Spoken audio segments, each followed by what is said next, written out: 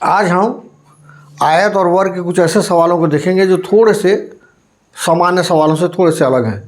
उनमें कुछ अलग शर्तें दी हुई है, इसलिए उनको सवालों को देखना अच्छा भी रहेगा और समझने के लिए भी कुछ अलग रहेगा। जैसा 7वीं के सवाल है हमारे प्रश्नावली 15.1 का, एक सवाल बहुत ज़्यादा अलग नहीं है लेकिन फिर भी समझेंगे उसको। एक वर्ग का क्षेत्रफल 1 वर्ग मीटर है, तो इसी वर्ग का क्षेत्रफल वर्ग सेंटीमीटर में ज्ञात करो। अब ये बोल रहा है कि वर्ग का क्षेत्रफल 1 वर्ग मीटर है। अगर आप इसको देखेंगे, अगर हम इसे अलग अलग करना चाहें तो ये 1 मीटर गुणित 1 मीटर से बनेगा 1 वर्ग मीटर। अगर आप हल करेंगे तो 1 मीटर गुणित 1 मीटर को गुणा करेंगे तो 1 वर्ग मीटर हो जाएगा।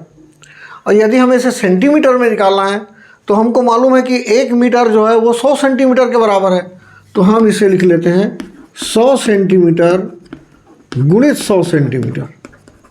अब आप यदि इसे गुणा करते हैं 100 गुणित 100 को, तो ये आ जाता है 10,000 वर्ग सेंटीमीटर।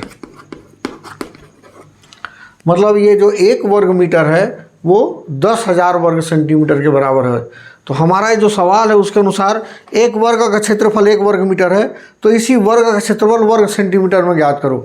तो हम लोग अगर सवाल को पिछला पन्ना पलट के देखेंगे तो वहाँ लिखा भी होगा, दिया भी होगा कि 1 वर्ग मीटर बराबर हो जाता है 10,000 वर्ग सेंटीमीटर। और वो 10,000 वर्ग सेंटीमीटर कैसे आता है, वो ये तरीका है। तो सभी चीज़ें याद करने की नहीं है, अगर आप उसको समझ लेते हैं तो बड़ी आसानी से आगे भी आपको ऐसे कोई दूसरे सवाल मिलेंगे तो आप बड़े आसानी से उन्हें निकाल सकते हैं और समझ सकते हैं, खुद बना सकते हैं उसे। ऐसा ही दूसरा सवाल दिया हुआ है, एक वर्ग का क्षेत्रफल 10,000 वर्ग सेंटीमीटर है, तो इस वर्ग का क्षेत्रफल वर्ग मीटर में ज्ञात कीजिए। अब 10,000 वर्ग में 10,000 वर्ग सेंटीमीटर बराबर 1 वर्ग मीटर होता है, तो उस वर्ग का क्षेत्रफल कितना हो जाएगा, 1 वर्ग मीटर हो जाएगा। बनाना होगा तो आप ऐसे ही 100 गुणित 100 करके और 100 सेंटीमीटर को आप 1 मीटर लिख सकते हैं, 1 मीटर गुणित 1 मीटर, तो बिल्कुल उल्टा चल पड़ेगी। ऐसी ये सवाल ऐसे बना है, ये सवाल वैसे जाएगा, तो बिल्कुल आसान है, एक जैसा ये इसलिए बता नहीं रहा हूँ। एक अच्छा सवाल है, उसी को बनाते हैं हम लोग। 8वां सवाल, एक वर्ग की एक भुजा 10 मीटर है, उस वर्ग के क्षेत्रफल पर क्या प्रभाव पड़ेगा यदि उसकी भुजा की लंबाई दुगनी कर दी जाए, उसकी भुजा की लंबाई तिगुनी कर दिया जाए। मतलब एक प्रकार से इस सवाल में वर्ग का सवाल है, लेकिन 3 सवाल है इसमें। हम तीनों सवाल को निकाल कर देख लेते हैं। मतलब तीनों सवाल में हमको क्षेत्रफल निकालना पड़ेगा, पहले भुजा की लंबाई को दुगनी करके और फिर तिगुनी करके। चलिए देख लेते हैं।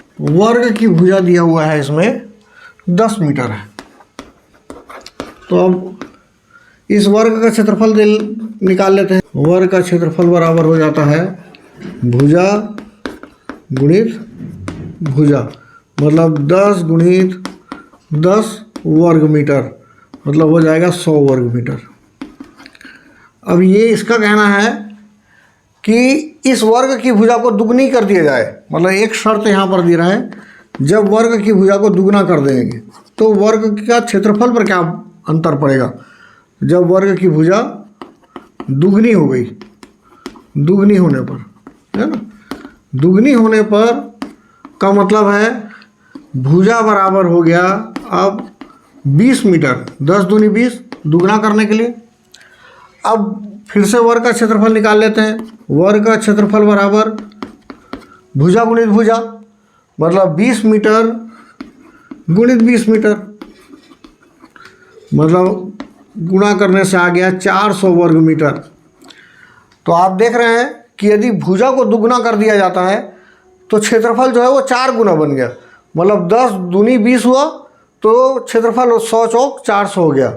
हम लोग देखते हैं, है ना, इस आधार पर कि अतः क्षेत्रफल जो है वो 4 गुना हो जाएगा। ये आप जब भी सवाल बनाएंगे तो ये आपके खाली स्थान वगैरह में भी आता है इस तरीके से।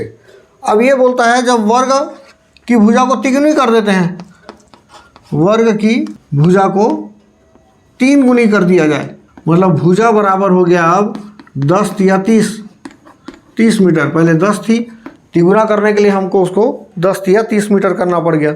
अब फिर से वर्ग का क्षेत्रफल निकाल लेते हैं हम लोग।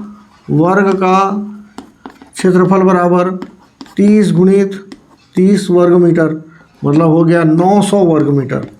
मतलब आप देखिए कि अगर वर्ग की भुजा को तिगुनी करते हैं 10 या 30, तो उसका क्षेत्रफल 9 गुना हो जा रहा है। मतलब भुजा तिगुनी तो क्षेत्रफल भी और तिगुना हो जा रहा है ना, मतलब 9 गुना हो जा रहा है।